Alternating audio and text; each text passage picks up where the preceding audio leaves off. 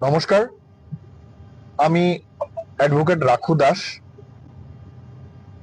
ভাইবন কংগ্রেসি। আজকে আমি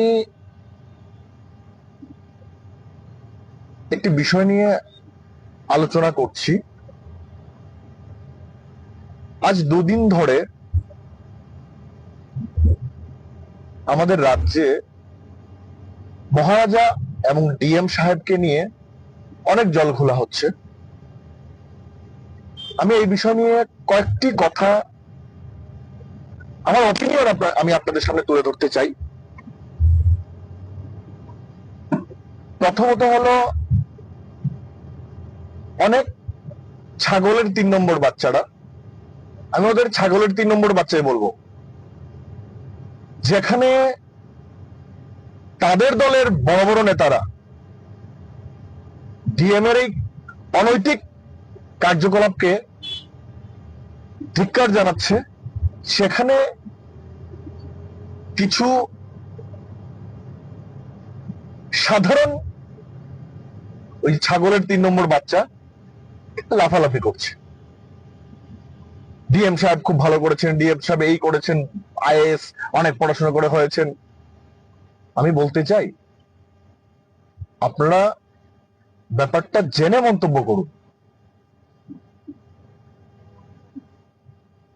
রাজনীতিতে যে লোকটাকে আজকে অপছন্দ করছেন, সেই লোকটাকে একটা সময় পছন্দ করছেন। এটাই মানুষের, আমাদের হ্যাবিট বা আমাদের নেচার। অনেকের আজকে রাম তো কাল বাম, কাল বাম তো আজকে রাম। তো আমি বলতে চাই, ডিএম সাহেবকে একটা দলের সুপ্রিমো, পাবলিক রিপ্রেজেন্টেটিভ 1 মাস ধরে ফোন করছেন, হোয়াটসঅ্যাপ করছেন, কেন উনি ন্যূনতম সৌজন্য কথা বলার বা দেখা করার উনি সৌজন্যতা দেখাচ্ছেন না? উনি মহারাজা, আমরা দেখেছি যে সন্ধ্যা 7টার সময় গেছেন ওনার বাংলোতে। মহারাজা ওনার বাড়িতে যাননি, সরকারি বাংলোতে গেছেন, যেখানে মানুষের ট্যাক্সের টাকা দিয়ে ডিএম কে ফ্রি কোয়ার্টার বাংলো দেওয়া হয়েছে। কেন ফ্রি দেওয়া হয়েছে বাংলো? সেখানে ডিএম সাহেব বসে পাবলিকের কাজ করবেন।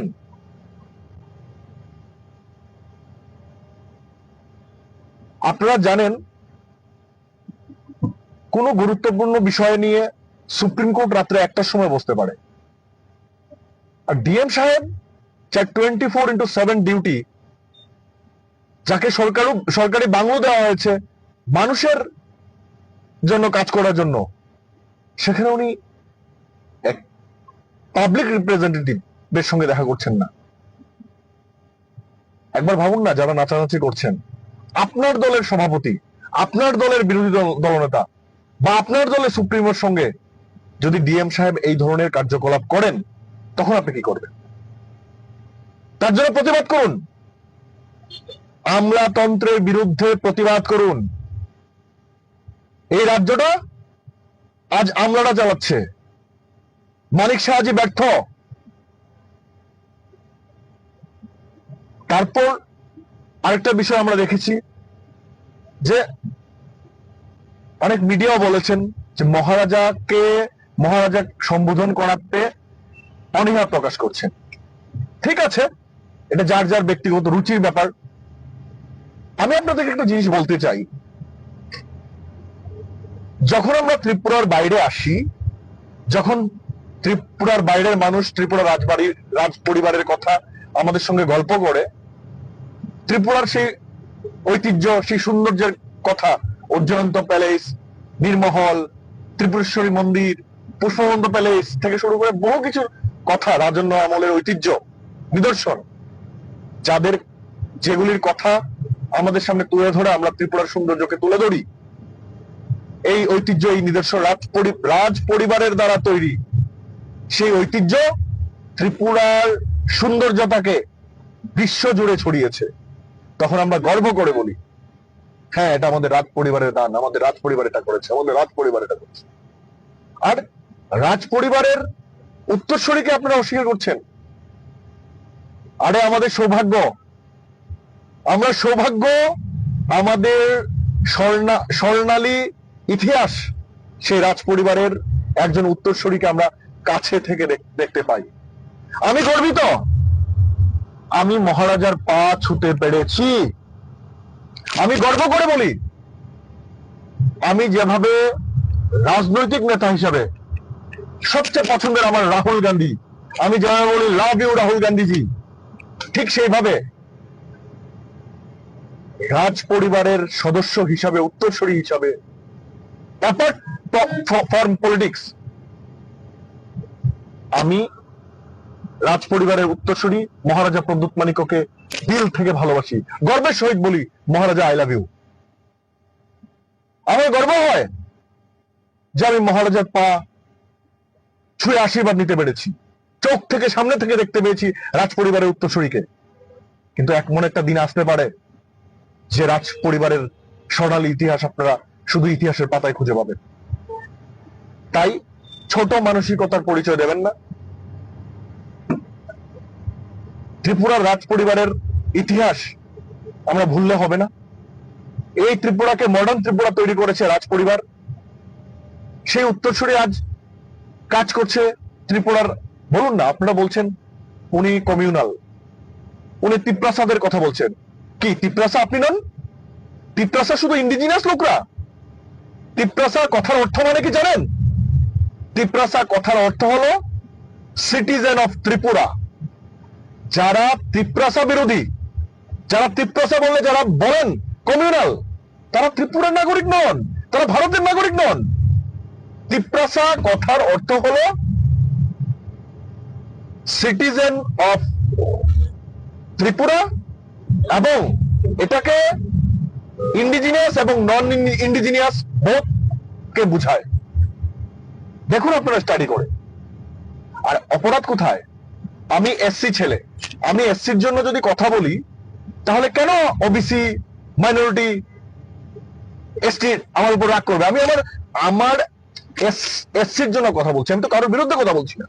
তো মহারাজা যদি ইন্ডিজিনিয়াসের পক্ষে কথা বলেন, অপরাধটা কোথায়? কেন আপনাদের পার্টি কথা বলেনি? আমাদের পার্টি তো কথা বলছে ইন্ডিজিনিয়াসদের পক্ষে। আমাদের পার্টি, মহারাজা পার্টি খুলবার আগে আমাদের পার্টি, কংগ্রেস পার্টি, ইন্ডিজিনিয়াসদের রোমান হরফ দেওয়ার জন্য অনেক আন্দোলন করেছেন। 2013 সালে আমাদের ম্যানিফেস্টো ছিল, 2018 সালে আমাদের ম্যানিফেস্টো ছিল রোমান হরফ করতে হবে। এডিসি কে দিয়েছে? ইন্ডিজিনিয়াসদের এডিসিটা কে দিয়েছে? ভারতীয় জাতীয় কংগ্রেস। কারা বিধানসভার সংখ্যা বাড়িয়েছে? রাজীব গান্ধীজি। তো রাজীব গান্ধীজি কি কমিউনাল হয়ে গেছেন? আজকের দিনে কমিউনাল রাজনীতি শুধুমাত্র বিজেপি করছে। কংগ্রেস মাইনরিটিদের কথা বললে বলছে যে মুসলিমের পার্টি। কি এই দেশের মাইনরিটিটা কি ভারতবাসী না? তাহলে কেন পারমাণবিক বোমা তৈরি করতে, পারমাণবিক অস্ত্র তৈরি করতে কেন আমাদের প্রাক্তন রাষ্ট্রপতি আবুল কালামকে আমাদের প্রাক্তন প্রধানমন্ত্রী অটল বিহারীজি দায়িত্ব দিয়েছেন? বলুন কেন আমাদের বোন কুরেশি এই পাকিস্তানকে শিক্ষা দিতে একটা মুসলিম কান্ট্রির বিরুদ্ধে কে লড়াই করেছে? হিন্দু, মুসলিম, শিখ একসাথে হাতে হাত মিলিয়ে কিছুদিন আগে লড়াই করেছে। আর আপনারা এই ভারতবর্ষে কমিউনাল রাজনীতি করছেন। আমি বলতে চাই, যারা বিজেপির বন্ধুরা তো মহারাজাকে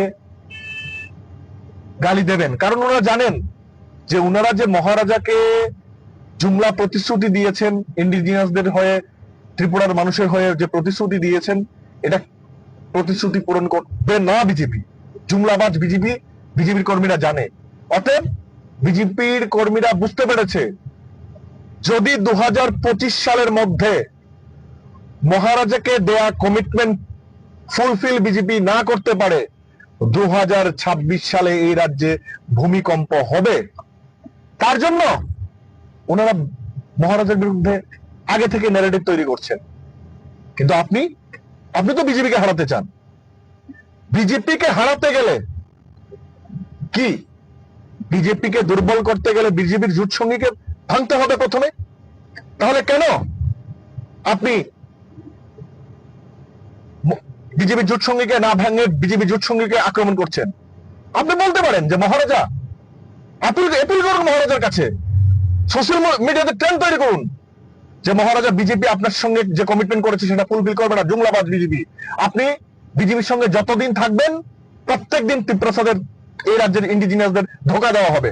আপনি বিজেপি সঙ্গ ছাড়ুন আর বিজেপিকে এই রাজ্য থেকে উৎখাত করে এই রাজ্যের প্রতিটি নাগরিকের অধিকার সুরক্ষায় নামতে হবে। মহারাজা আসুন, আমরা আপনার সঙ্গে আছি। আপনার দলের, আমি দেখেছি আমাদের দলেরও কিছু কর্মীরা অভিমানে অনেক কিছু বলে ফেলেন।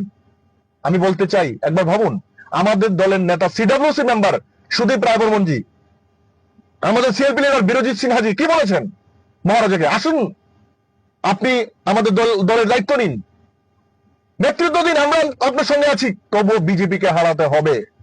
তাই আজকের এই মেসেজ, এই ভিডিও থেকে আমি মহারাজাকে আবেদন করতে চাই, মহারাজা এই রাজ্যের মানুষ ভালো নয়, এই রাজ্যের মানুষ ভালো নেই বিজেপির শাসনে। আপনি বিজেপি থেকে বেরিয়ে আসুন, বিজেপিকে কড়া জবাব আমরা সবাই মিলে দেব।